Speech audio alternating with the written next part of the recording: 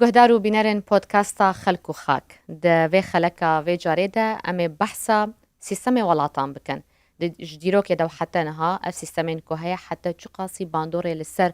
دموغرافیا یوان ولاتا کریا از نالین حسن گل هفکاری خواه زانا و ماموستا محمد لسر وی بابتی هم بهورید آخوان زانا ابدا باش باشتر شونی ماموستا نالین محمد دماتا جی باش گەلێک سپاس. مامۆستا بەخێر بێ جەنابیشت چاوەکەم کاکزانم. سپاس کە لەگەڵمانی لە پۆدکاستی ئەمڕۆمان وەکو نالین گوتی باسی دیمۆگرافیا دەکەین. دیمۆگرافیا چ کاریگەریەکی لەسەر زیندومانەوە داگیرکردنی وڵاتان نەتەوەکان هەبووە، مرکزیت چییە؟ کام وڵاتانن کە مرکزیەتیان هەیە، کام وڵاتانن کە مرکزیەتیان نییە؟ ئەمڕۆ لەگەڵ مامۆستا محەممەد بە وردی باسی و بابەتانە دەکەین. ئینشاڵڵا. مرکزیت چییە؟ دەبا پرسیارەکە لەوە دەست پێ بکەین مامۆستا محەممەد مرکزیت چییە؟ جوانە پرسیارەکە. هەندێک وڵات هەیە کە تەماشای خەریتەکەی دەکەی جۆری بڵاوبوونەوەی خەڵکەکە جێک شوێنێک دروست دەکات لەو وڵاتە جارێ هیچ دەوڵەت نییە هیچ دروست نەبووە بەڵام سنتەرەکی هەیە ماکیاڤیلی قسەیەک دەکات ینی مابەینە سوتور وەکو دەڵێن ئەگەر کە نسحەتی خەڵکی دەکات سیاست مەدارەکان دەڵێ هەندێک وڵات هەیە بە ئاسانی هێرشیان بۆ دەکەیت داگیریان دەکەی بە مانجێک بەڵام کۆنتترۆل ناکرێت بەعکسەوەش هەندێک وڵات هەیە زۆر بە سەختی داگیر دەکرێن دەوڵەت بۆ ئەو دەڵێت جێشی نظامیان هەیە هەتا ئەو جەمشە نظامیە دەبەزێنی زۆری دەوێت بەڵامە کە نابەزاندت کۆنتترۆڵت کرد بۆ دەمێنێ پابندت دەبن. مامۆستا محەممەد توتکاری بێژی کیژان وڵات یەک و زەحمەتە کۆنتترۆلای بێکردن و کیژان وڵات هێسانترە بێ کۆنتترۆلکردن. سێ نمونەم هێناوەتەوە ئەمن سێ نمونەی هەرە زەخم لە مێژووی بەشەر ئێران میسر فەڕەنسا بزانن لە جەنجی جیهانی دووەم هیتلەر کە هەر دەی 1940 هێرشە مەزنەکەی ئەڵمانیا بۆ فەڕەنسا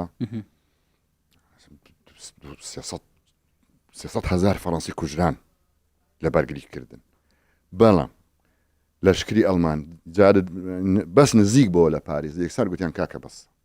یەکسەر تەسلیم بوون پابندی مرکزەکەیان کرد تێدەگی برام خلاص شەڕەکەمان پێ ناکرێت پابندی حکمی نوێ دەبین و فەڕەنسی زۆر هاوکاور بوون لەگەڵ حکمی ئەڵمانی لەگەڵ هیتلەر ئەو فیلمانی دیعایشتیە وڵات مقاومەیان دەکرد ناکە 100,000 شعبی فەڕەنسی بەعکسەوە خۆیان گوتیان جوولەکانمان بۆ گرن هەر فەڕەنسیەکان چوون هەرچی جوولەکەی بۆیان گرتن و ئەوە تا فەرمون شەڕیشان بۆ کردن هیتلەر کوژرا هەتا 3 ڕۆژ پاش مردنی هیتلەر تیپێکی جەنگاوەری فەڕەنسی شەڕیان لەگەڵ ڕووس دەکرد لە ناو بەرلین تەسەوور دەکەن هاوشانی ئەڵمانیا هاوشانی ئەڵمانیا بەڵام دیعایی ئێستا بڵێ ناوانی دەوێت ئەوشتە بزرگکە ئەو فەڕەنسا نمونەی فەڕەنسا مرکزیەتی هەبووە بە پێچەوانەی بی با بڵێن یۆنان مرکزێتی نەبوو هەروای کرد جێشی ئەڵمانی داگیری کرد بەڵام یەک ڕۆژ خەری لێ نەدیت لە فەڕەنسا عەفوان لە یۆنان هەموو دەمێ شەڕی پارتیزانی ئەو حیزبەی دەشکان 5 حیزبی دیکە قیت دەبوونەوە تێم دەگەم باشە ینی مرکزیت هەبێ باشە یان نەبێ بەڕای من هەبێ چونکە حکم استقرار دەکە و ئەو ڕۆ با بڵین حکومەکە زاڵمە سبێنێ وردە چا دەبێتەوە بەڵام نەبوونی مرکزیت ئەتوو ئێرە چا دەکەی ئێرە خەرا دەبێ 50 جێدی دیکە بەڵام بۆ ببوورە نالین ینی بۆ دوژمن باسەکەی بەڵام مەسەلەن بۆ دەوڵەتەکە بۆ میلەتەکە مرکزیت باشە زۆر باشە ئێستا بە نمونەیەکی دیکەت بۆ بێنەوە ئێران لە سەرەتای فەتحی ئیسلامی عێراق چەند بە ئاسانی گیرە خالد بن ولید هات و معرکەت الجسر دوایە قادسیە و هاوەند و ئەوانە یعنی زۆر بە ئاسانی گیرە و یەکسەر 2 پایتەختیان دروست کرد و مرکز بەسرا و کوفە و نییە هەر لە یەکەم 5 ساڵ ئێران زۆر سەختتر گیرە خەڵکەش زۆران لێ کوژرا لە نەهاوەند لە قادسیە لە ئەوانە بەڵام دیقەت بدەیە لەشکری عەرەب کە لە عمقی ئێران فارس نزیک دەبێتەوە و یەزدگور دەکوژرێ یەکسەر دەڵێن لە بەیک چەکدادنێن کاکەوەرن ئێوە حاکممانن قەت بیستوتانە فارس یەک شۆڕژ بکات دەی ئەو ساحبی دەوڵەت بوو حاکمی هەموو شەرقی ئەوسەد بوو عەرەب بە ئەڵبەتە باسی مێژووی کۆن دەکەین بەڵێ سەردەمی فەتحی ئیسلامی باشە حکمی عەرەبی ئیسلامی محەممەد فەرەنسا پایتەختەکە هەبوو کو پاریس بوو تە بەحسێ کرد بۆ کۆنتترۆلکردناوێ ینی ئەو دبک و ئەو تە بەحسە ئەڵمانیا کرد دەما کو پاریس کۆنتترۆل کردن وێ دەمێ کاریبوون کۆنتترۆل خۆل سەر هەموو فەرەنسایی بکەن لێ ئیران بدرێژاهیە دیرۆکا خۆیان کەون gelek پایتەخت هەبوون تەنە یەک پایتەخت نەبووە ڕاستە یعنی جوداهەیەک هەیە چاوە هەمان بەڵێ بەڵام قورجێکی هەیەران قورجی هەیە شوێنێکی هەیە وەکو قۆرگە کەنا ئێرەت گرت ناتوانێت بجوولێتەوە یەکسە دەڵێ چییە ئەوجە ناوچەی مازندەران لە خەریتە پێشتانتاندەم کە خەریتە ئێران دەبینی دەڵێ وڵاتێکی پانە و بەرینە و کوا جارێکی پایتەخت لە پەرسیپۆلیس بوو کە دەکات نزیک شیراز جارێکیان ئەکبەتانە هەمەدان سووسە تەبریز نازانم کوێ وەختێکی زۆر سەردەمی فەرسی و ساسانی ماوەی 700 ساڵ پایتەخت لە تەیسەفون بوو لە عێراق باشە کوا پایتەخت بەڵام وەرە بە مێژوو داوەرەوە چێ دەڵێ فەتحی عەرەبی فەتحی مەقدۆنی هەر کەسەکی ناوچەی مازەندەرانی کۆنتترۆل کرد بێ لە مێژووی ئێران کەس سەرنجی نەداوەتەوە مازەندەران بۆ ئەوەندە گرنگ بووە نازەندەران دەربەندێکە وەکو دەربەندە بەرینە بەڵام وەکو دەربەندێک ڕاڕەوێک بینە بەرچاوت لە بینی سێ بەشی سەرەکی ئێران خوراسان لە شەرق فارس لە غەربی ئێران باشە مازەندەران قورگەکەی بینی ئەو دووەیە شوێنێکی استراتیجی هەیە بەڵێ پایتەخت ئێستا تاران لە پەنا ئەو دەربەندەیە ئەو بتوانین ئێستاوە لەسەر خەریتە پێشانتان دەدەین هەر کەسێک هات بێ ئەو قورگەی کۆنتترۆل کرد بێ ئێران تاوەگوتێتی فەرمە قوربان لە خزمەتدا و یەخ شێڕشی نەکردە دژ دابینەوە سەر ئەوە بزانە فەرقی عێراق و ئێران عێراق بە ئاسانی گیرە وەنیە بەڵام یەک ڕۆژ دانیشت لەوەتی هەیە هەر کوشتنی حوسێن هەڵاتنی ئمە کوشتنی مام عەلی ئەو هەمە شۆڕشیان کرد خۆیان دژ بە استقرار نەبوو قەت کەس خێری لە کەس نەدیت کوفە و بەسرا ئەوەندەی ئەوان یەکتریان کوشت یعنی بەس خوا دەزانێت زمان کە دێرە کە باسی سەردەمی ئیسلامی دەکەن هەموو باسی مەزاهب دەکەن آخر بەڵا ئەو مەزهبەکەی وابوو ئەوی دیش ناوەڵە باوەڕی بە فڵان ئاەت هەبوو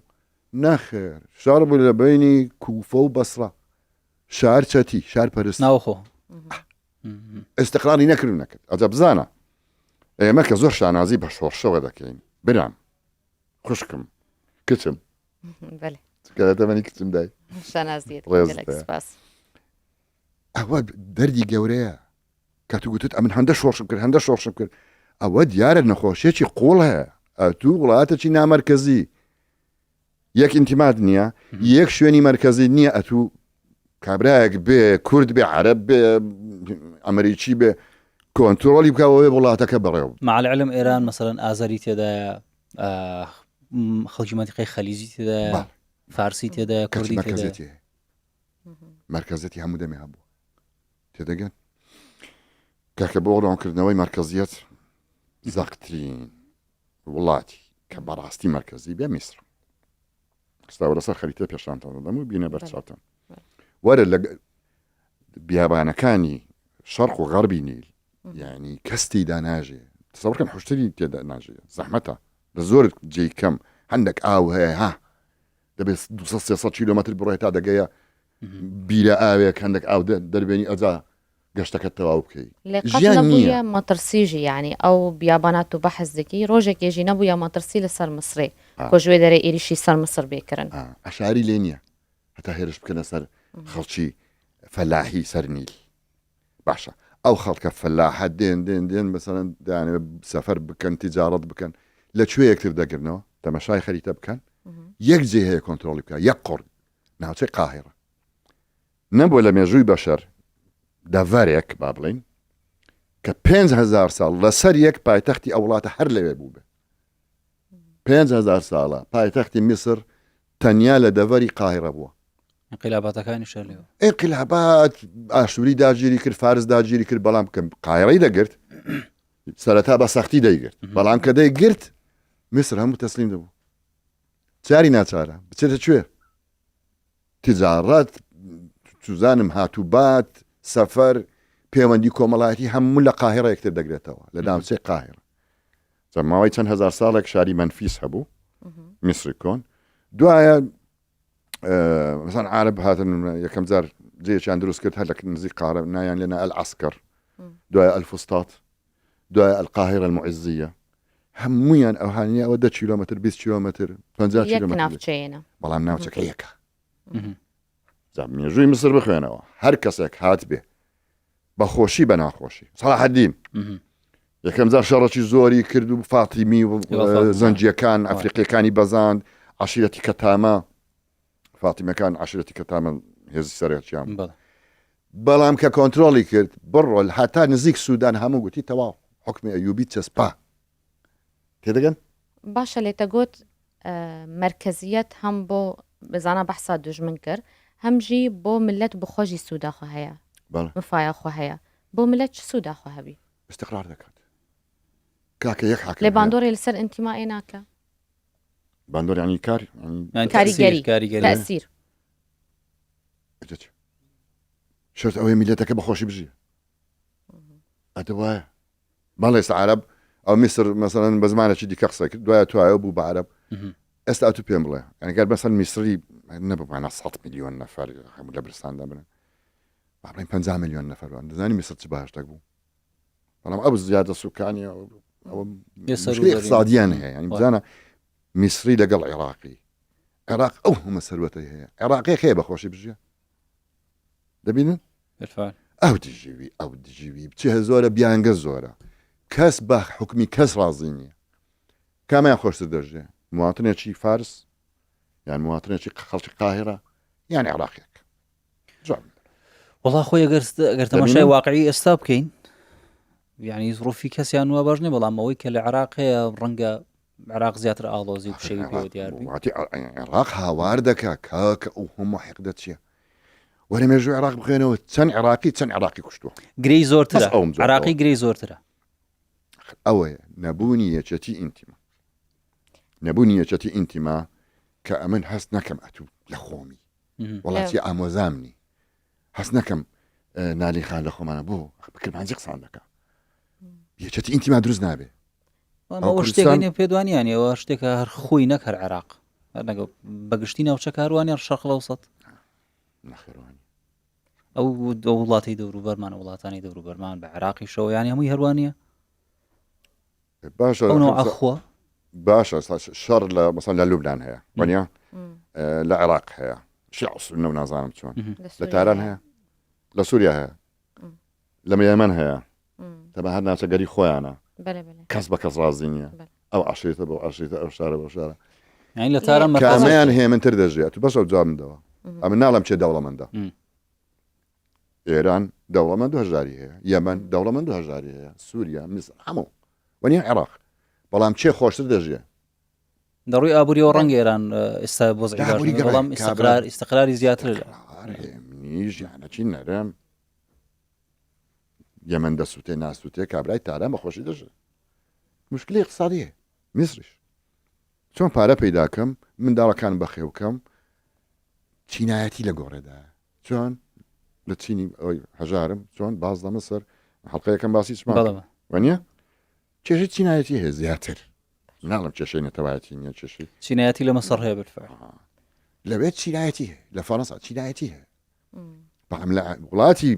پەرتەوازە پڕ لە ناوچەگەری پڕ لە عشیرەتگەری پڕ لە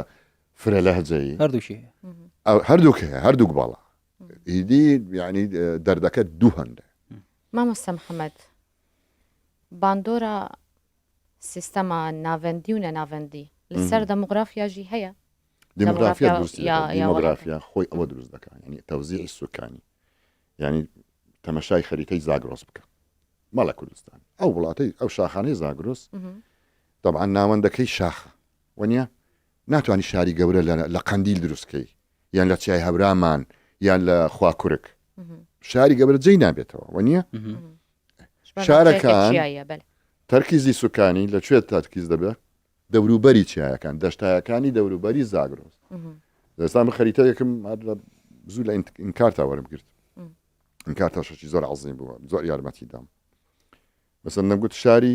لە 10,000 شارۆچکەی لە 10,000 بەرەو سەر هەمووی پێشان دەدا دیفلان وڵات دەسەدا هاتە سەر خەریتە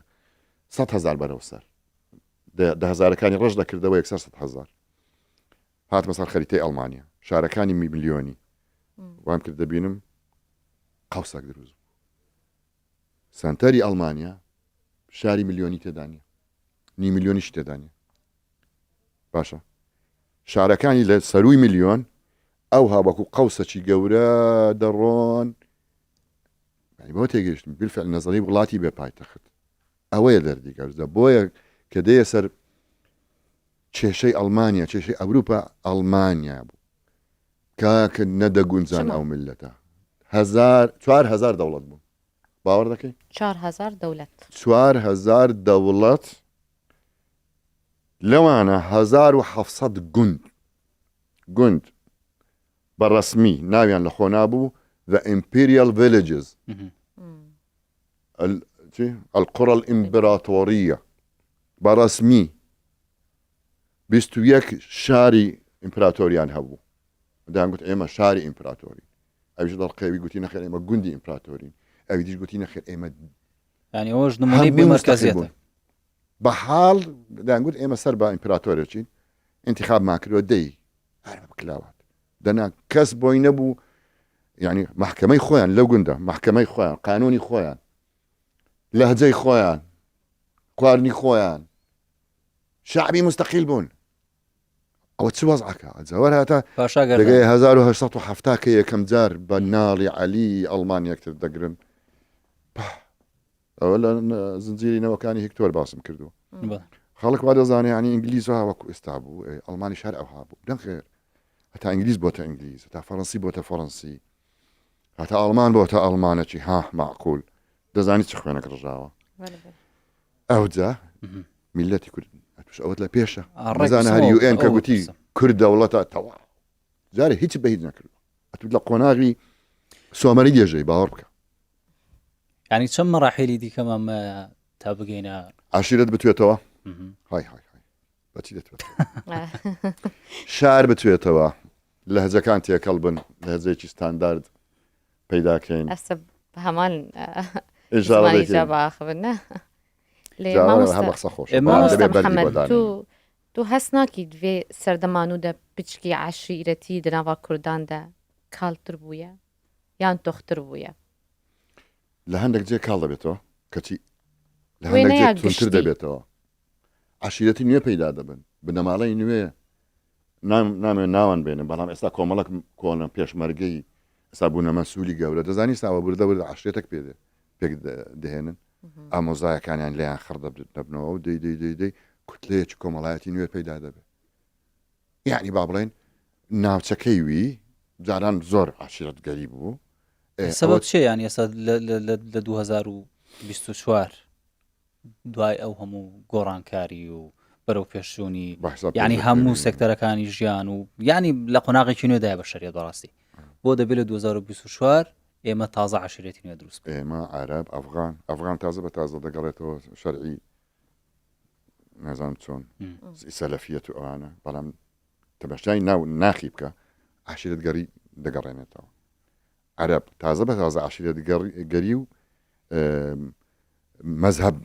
مەذهب بازی مەذهب پەرستی دەگەڕێنێتەوە وەکو پێش 1970 کە ئینگلیز هاتن دەچێتەوە سەر ئەسڵی خۆی کوردەکەش ئەسڵەکەی چییە معدەنەکەی چییە ماوەیەک بزر بوو بە حساب هەمومان هەم کوردینیوانە بەڵام ئێستا دێنەوە سەر ئەسڵی خۆمان کاکە ئێمە معدەنەکەمان با بڵێن نیکلە نابینە زێر هێلە کۆڤەگەرن سەر معدەنێ خوا مامۆستا چت هێلە سەدەم چنە کۆڤەگەرن سەر معدەنێ خوا سەبەب گوتت سەدەم یعنی چی یعنی هۆکار هۆ سەدەم ئەتوو میلەتێکی بسن لە ناخدا ئەتوو زۆر مۆغەلیقی زۆر دابراوی تەنیا ئەتەڵا بە براو خوشک و ئامۆزا و ئەوانە دەکەی باشە و کە دێ سەر شاشەی تەلەڤیزیۆن دەڵێ ئەی هەموو کوردی هیچ فەرقمانیە بەڵام لە ناخدا نەخێرەت و هەستی ئینتیمات بۆ جغزەکی تەسکە بۆ مەجموعەیەک خەڵکە بریتین لە 100 کەس بۆ لەهجەیەکە وەنیە لە بەس لەگەڵوانە هەست بە ئاشناتی دەکەی کەسبێنە دەسەڵاتت بوو وەڵاهی ئەویدی قبول ناکەی ئەویدیش قبولت ناکە مامۆستا محەممەد ینی شتێک هەیە هەرچەنە جەنابەت پێ باش بوو لاڵقەیەکی تایبەت باسی بکەین بەڵام ێستاش پێم خۆشە ینی چکار لە چوارچەوەی بابەتەکەیە باسی ئەو بابەتەش بکەین بابەتی مرکزیەتمان باس کرد کە مرکزیەت هەبوو حتمما ئەو کاتە سوپاش دەبێت نظام دەبێت دەوڵەت دەوڵەت دەبێت کە دەوڵەت بوو نظام و سوپا دەبێت مقارنەیەک بکەین ئێمە باسی کە باسی ڕۆما دەکەین دەوڵەتی ڕۆم بیانی ئەوەندەی کە مەسەلەن دەیبیستین و دەیخوێنینەوە ناوی کەسێک کەم دێ ناوی شخصێک فڵان کەس پاڵەوان بوو باسی سوپا دەکەی سوپای ڕۆم بەڵام مقارنەتە نەگەر باسی ئەو ناوچەیە بکەین مەسەلەن باسی شخصێک دەکرێت زیاتر شخصەکە جەربەزەیە بەغیرەتە ناترسێ حساب لۆ کەس ناکە ینی ئەوە زۆر جوان هێنا پێش جەنگەکی زۆر گرنگ هەیە لە مێژوو هەر کەسێک مێژوو بخوێنێ جەنگی پوونی دووەم جەنگی هانیباڵتان بیست وەنیە کە خەریک ڕۆما داگیرکەوە تەختی تاج و تەختی ڕۆم تێک بدات ئەلێرەدا جەوهری دوو ئەوی جەنابەت فەرمووی دوو جەوهر دوو کاکڵی دوو ئینتیمای جودا ئەوەیان کە پابەندی یەک کەسە ئەم ناوم لێ ناوە سوپەرمان هانیباڵ بەڕاستی سوپەرمان بوو یعنی بلیمەت بوو لە ڕابەرایەتی سەربازی و تەکتیکی حەربی ئەوانە ئێستاش کەس نایگاتەوە باشە بەڵام لە بەرامبەردا ڕۆم سوپەر پیپڵ بوون سوپەر پیپڵ لە یەکگرتوویی و سوپەر پیپڵ جارێک بەزین دوو جار بەزین دەزانی چیان چی دەکردن هانیباڵ بەڵام کاکە کۆڵیان نەدا چونکە نەتەوە بۆوان هەموو شتەکە داک و بابە بەڵام بۆ هانیباڵ هەبوو ئەو سوپەر پیپڵ ئەجا مقارنەی بکەین بە خۆمان ئێمە کۆمەڵک سوپەر پیپڵمان هەیە هەمانەك عفۆن سوپەرمان ئێمە کۆمەڵک سوپەرمانمان هەیە عەرەب کۆمەڵک سوپەرمانی هەیە سوپەرمانێکی زۆر عەجیبی هەبوو سەدام حوسێن بەڵام کە ئەو نەما سوپەرمان هەژبی کاتیە بەڵام پابەندی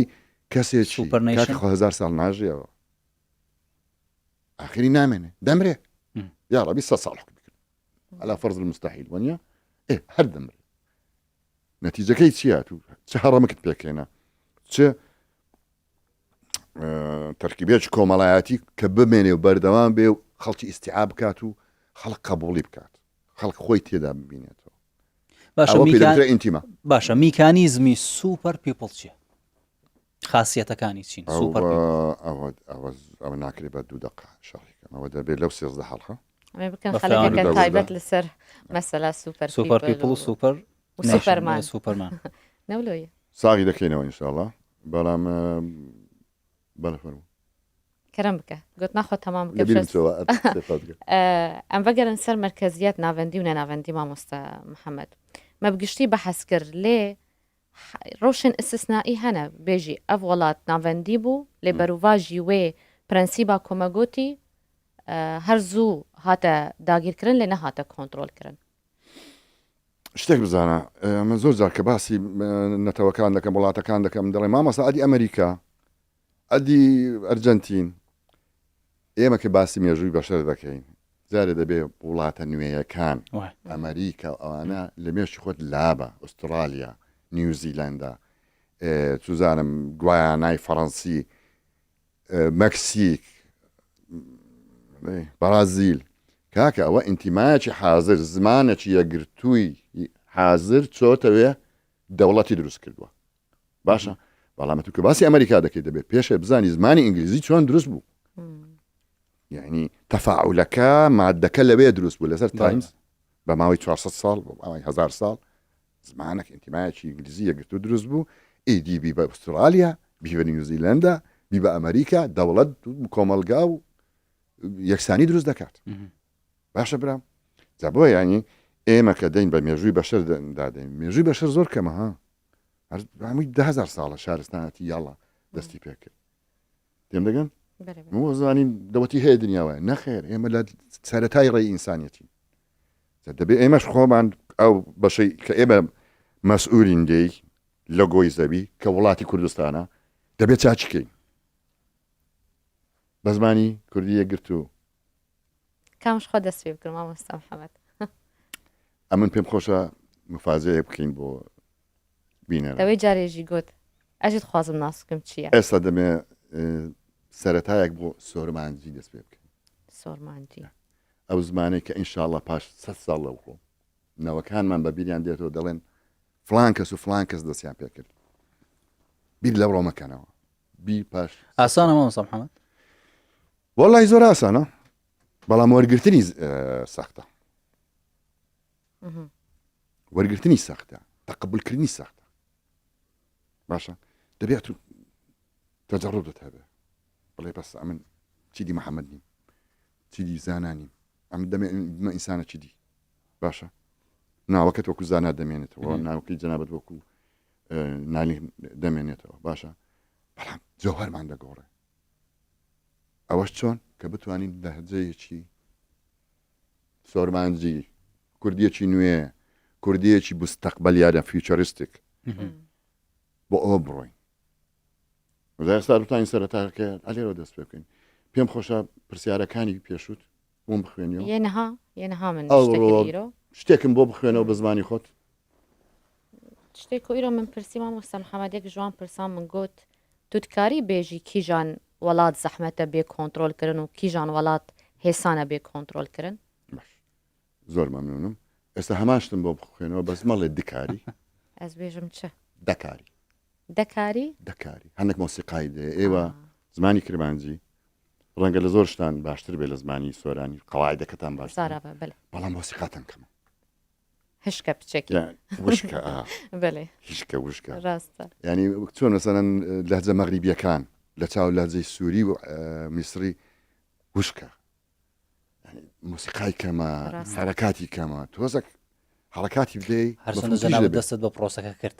بەڵام یەک خاڵێک هەیە لە پێش ئەوە بە بیکەمە پرسیار هەتانەتەوەکان مەسەلەن کورد لە هەر چوار پارچە خۆی لە هەندێک لە مستەلاح و دەستەواژەی ئەو وڵاتانەی کە تێدایە پاک نکاتەوە خۆی لە ڕزگار نەکات دەتوانی زمانی یەگرت و پێک بینی مەسەلەن لەهجەی ڕۆژاوا عەرەبی سووریا بەسەری زاڵە عێراق هەمان چیدی کورد بیر لە وشە نەکاتەوە بیر لە ڕستە بکەنەوە ڕستە و دەنجی ڕاگەێنەر ڕستەکەم بۆ دروستکە وشەی لاتینی تێکە وشەی عەرەبی تێکە هیچ مشکل نیە وردە هەڵ دەبێت ئێستا مەسەلەن ئەگەر لە کوردی ڕۆژاوا مەسەلەن ئەگەر بڵێن ئیش بکە بشتەغلە وانە ئەو زانی چاویزانە خەڵک بەکاری دێنێ ئەو هەنێک باژارە لە هەنێک باژارە لە هەموو ڕۆژاوای کوردستانی عەفرین و کوبانێ و لۆ نابێژ باوی ئەوای لە هەنێک باژاران بشتەغلە وەکە تو بێژی لە شەقلاوە خەڵک تەنێ بێگوتنیت بێژن گەلێکی نافچەیە گەلێکی مەحەلیە لێ یا گشتی بپەیوە و بە ئاخوە یعنی خەڵک ئاسای ڕۆژانەکە بپەیوە بەکار نایەنە نە هەموو خەڵک بەشێک عەرەبی هاتیە شغل هاتیە ژکار هاتیە ڕێدۆکی دەڵێ شول دۆکیان هەر لە شغلەوە هاتەوە لەیا فەرمی بە ئاخوە ئەمن دەڵێم جارێ باواز لە وشە بێنین یعنی سە چۆن ئەمە سوکاتی بە فارز دەکەین دەڵێن ئەوان دەڵێن چی استعمال دخانيات قطعا ممنوع است همي عربية شوار وشي عربية بلا برستك فارسية جرامر اخوها ريزمان فارسية برام تو جرامر كم بدرسك ويقرا طالما هاو باشا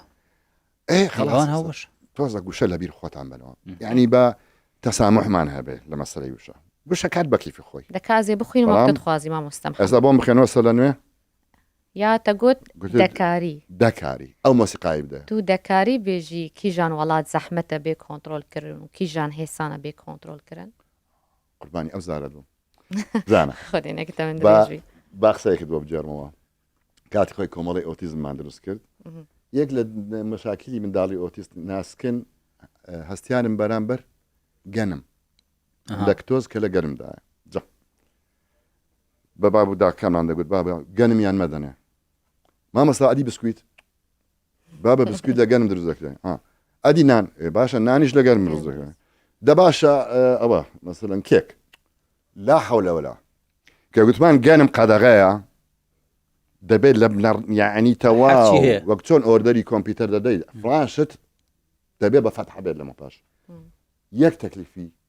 باو كان لزنات كرم بك لما باش دالي فعل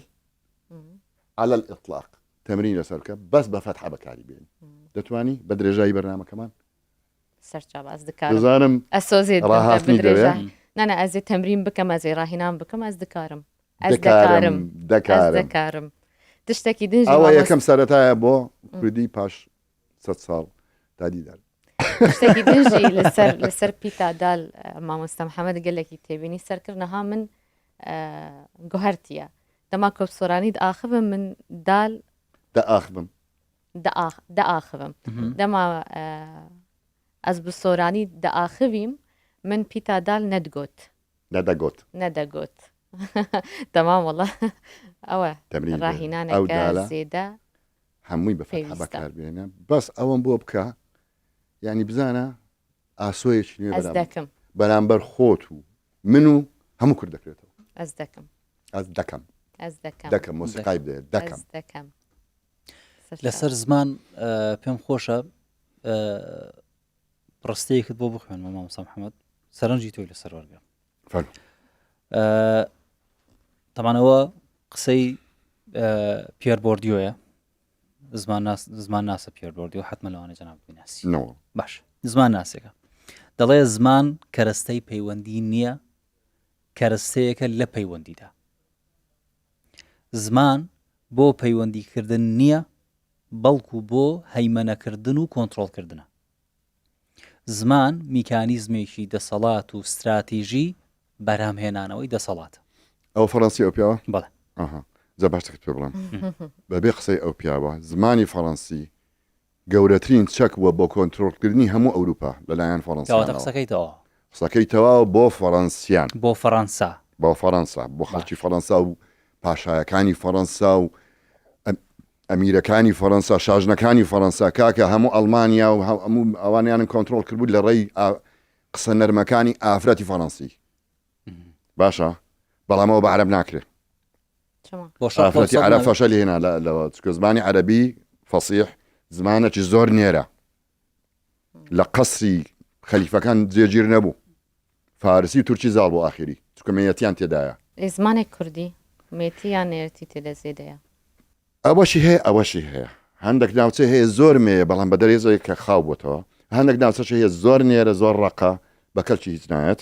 مەبەستم ئەوە نییە نا کرمانجی نییە زۆریانەکەش ئەماشت بەڵام دەردی گەورە 50 زمانین جارە بە ئەوەی ساخکەینەوە ئۆکەی ئەوەی ساخکەینەوە کوردیەک پەیدا بێ وەکو فارسی هەیە تورکی هەیە ئەوە عەرەبی هەیە ئەوە تا پرسیارەکەی منەوە ینی ئەوەی کە پێر بۆردیۆ مەوزوعەکەی دوور و درێژترە یانێک بۆ خۆشمان بیکەم بە پرسیارێک دەتوانین پرسیارەکە وا بکەن ئەگەر بێت و زمانێکی کۆنتڕۆڵمان نەبێ و کە نەتوانین دەسەڵاتێکی پێ دروست بکەین کەواتە چاوەڕێی هیچ نەکەین چاوەڕێی دەوڵەت ئیوەی نییە ئەتو بەراوردی کوردی حتمان دوشتی زۆر دوستی جیاوازن طبعا باشە بەڵام قسەکەم لەبیر چۆ خۆیە ئەو مێیەتی کە لەناو زمانی فەڕەنسیدایە ئەو مێیەتی لەناو پاریسدایە هەبووە بە درێژایی مێژوو بە ملیۆنەها نەتەوە و ئەوانەی دەوروبەری تواندۆتەوە شتێکە گاڵتەی لەگەڵ ناکرێت ئێمە گەر بە ڕۆبعی ئەومان دەستکەوێت زۆر عەزیمە ئینشاڵڵا دەبێت بە مەرجێک زمانە بناغەی زمانێکی یەکگرتو دانی داوام لە جەنابەت کرد وشەیەکم بۆ بگۆڕی سۆرانیش هەماشتی لە پێشە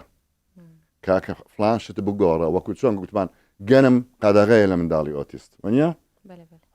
لەمە پاش فلان شت قادەغەیە لە زمانی تو کاچی سۆرانیش ئەتوش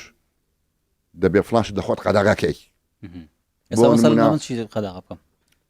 لە سۆرانی کاکە قودانەوەی داڵ ئایکەم بڵێم دەیکەم ئەویش بڵێت دەکەم دال بە فەتحە دەبێ هەموو ملەیتە کورد ئەوە بەکاربێن کاکە ئەلفو بێ سپاسیاوە دەکەم کاکزانە مامۆستا محەممەد ئەم گەهشتن داویاوێ خەلەکی دەما منەما گفتوگۆیامە گەرم بوو لێ دەمنەما دەست خۆش بە مامۆستا محەممەد خۆشحاڵ بووین تا پۆدکاستێکی دیکە لاڵقەی داهاتوو بابەتێکی دیکەی پێوەست بە بابەتی خۆمان تاوتوێ دەکەین لەگەڵ مامۆستا محەممەد و نالێخان واتان لەگەڵ